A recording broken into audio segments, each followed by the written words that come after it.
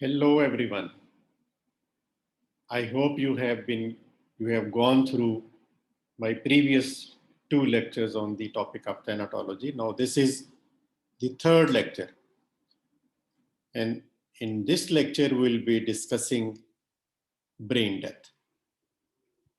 The brain death has to be established before declaring a person dead. So it is important regarding certification of death, and also when the brain death has been established, you can put off the gadgets, the ventilators, and other supportive measures to declare the person dead. So, brain death should be established before declaring a person on artificial gadgets dead. So, this is important sometimes when the organs from the disease have to be taken for transplantation. So this is very important for establishing the brain death. So in this lecture we'll discuss. Thank you. Bismillahirrahmanirrahim.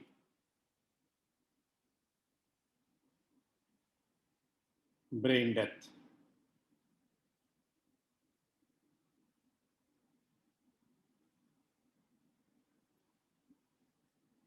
This is important.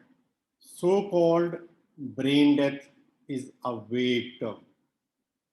Why it is called vague? Because when we say brain death, in our mind, it comes the cerebral cortex, the main part which is visible from outside, that is brain, which is the cerebral cortex. So it's called vague because it is not the death of the cortical centers. So brain death is a vague term because it is the death of vital centers in the brain stem. That is not to the centers of the cortex or cortical centers.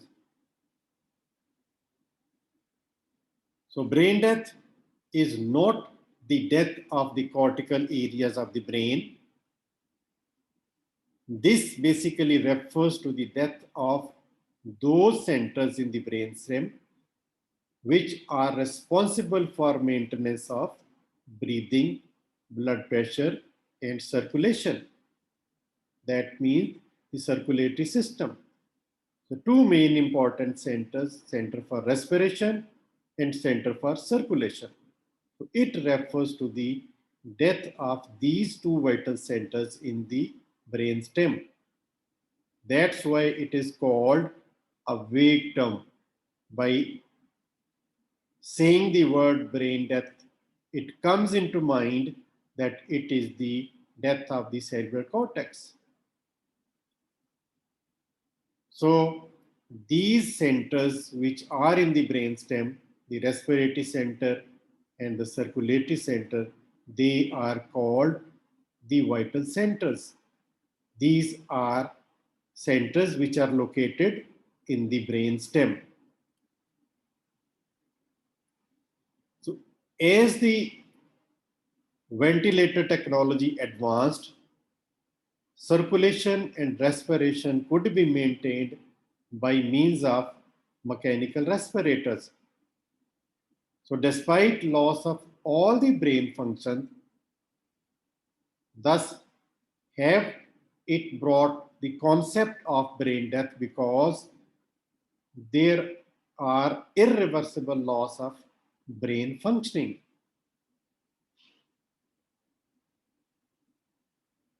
So brain death is irreversible and complete cessation of function of the brain. And it includes all the central nervous system structures except the spinal cord. So brain death is brainstem death. The vital centers for the respiration and the cardiac centers are in the brainstem. So these centers which control the respiration and circulation, those centers death is the brain death. So this is called the brain death. So as brain is basically responsible for the in the brainstem, there are the cardiac and the respiratory center, whereas the main brain, the cerebral cortex, is responsible for all the coordination between the organs. So once brain stem death has been established, no matter how healthy an individual is, life will not return to the patient even with the continuous cardiopulmonary support. The rest of the brain death is secondary to the irreversible cessation of the function of the vital centers in the brainstem. So, brainstem vital centers death will trigger the death of all other parts of the brain. So, we cannot rely upon EEG. EEG is electrical activity of the brain to establish the somatic death. So EEG is not a reliable criteria to establish somatic death. If there is breathing, circulation, and blood pressure is maintained spontaneously, the person cannot be declared dead. And if after the somatic death, heartbeat is maintained artificially, then heart may be regarded as a part of heart-lung respiration, whereas the human body is now working as organ bank. That is, somatic death has occurred, but artificially the respiration and the cardiac activity is going on, just the body is acting as organ bank. So it is in such circumstances that a beating heart may be removed for organ transplantation, or other organs can be taken for transplantation. So the mechanism of brain death. Brain injury has a number of causes like trauma, cardiovascular injury, or generalized hypoxia, all of which will produce brain edema. And this brain edema is accompanied by raised intracranial pressure. The intracranial pressure will rise, and this will then be leading to gradual decrease in the cerebral circulation to almost cessation level. That will be complete cessation of the circulation because of the raised intracranial pressure. And this causes aseptic necrosis of the brain. So even if the person is on ventilator, within 3 to 5 days, the widespread brain destruction will occur and pain necrosis throughout the cerebrum and brainstem will occur. And the brain becomes liquid mass known as respirator lung. That means respirator brain. That means the brain has been damaged, but body has artificially been placed on ventilator. So further rise in intracranial pressure compresses the entire brain and infarction will follow. So beating heart donor or living cadaver. That means now the body or soma has been kept alive by artificial means, by respirator, by ventilator, and the heart is beating artificially, now the person is dead, but only the cadaver is acting as the organ bank, and beating heart is there just to wait for the being removed for organ transplantation if there is any request. So after the brainstem death has been established, the retention of the patient on ventilator facilitate fully oxygenated cadaveric transplant called beating heart donor. That means the person is dead, his vital centers are dead, but the circulation and the ventilation has been maintained artificially, and now the heart is beating for the donor. The success of homograft depends upon type of tissue involved and the rapidity of its removal after the circulation has stopped in the donor. So, for how long the organs survive after the cessation of the circulation in somatic death, it depends upon organ to organ. So the best results are obtained if the organs are taken while the circulation is patent immediately after the cessation.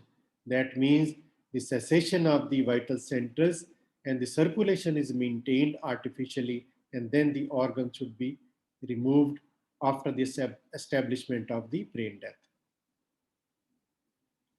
So the criteria for determining permanent non-functioning of the brain are non-responsiveness, that unreceptivity and unresponsiveness. That is, the person does not perceive, hence does not respond. There is no movement and breathing, no reflexes, and flat isoelectric encephalogram. That means the cortical centers are now also dead. So once the brain death is established, then the individual organs can be removed for organ transplantation. And the time of their survival of each organ is variable.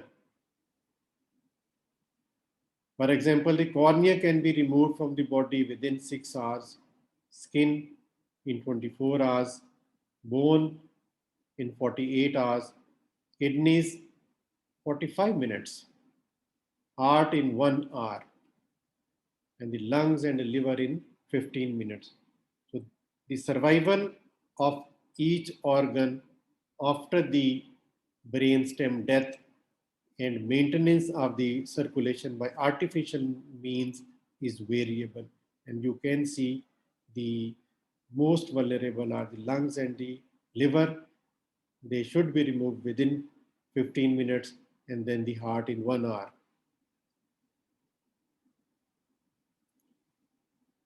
What is autograft? Autograft is transplant from one part of the body to the other part. That means on the same person, like skin grafting, the skin of the same person is transplanted to the other area on the same body. That is called autograft. Whereas allograft, organs or tissue transplanted from one individual to another of the same species, that is one human to other human, they are called allograft. So important for resuscitation in death certification.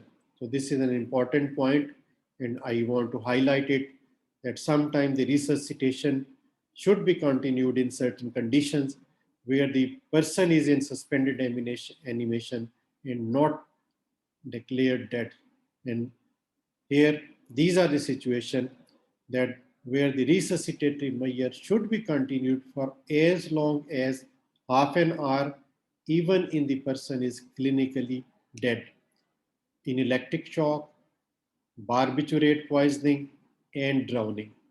So in these cases, the resuscitative measure should continue for at least half an hour. Thank you very much. So this is all about the third lecture. Inshallah, we'll continue the same topic of thanatology in next upcoming lecture.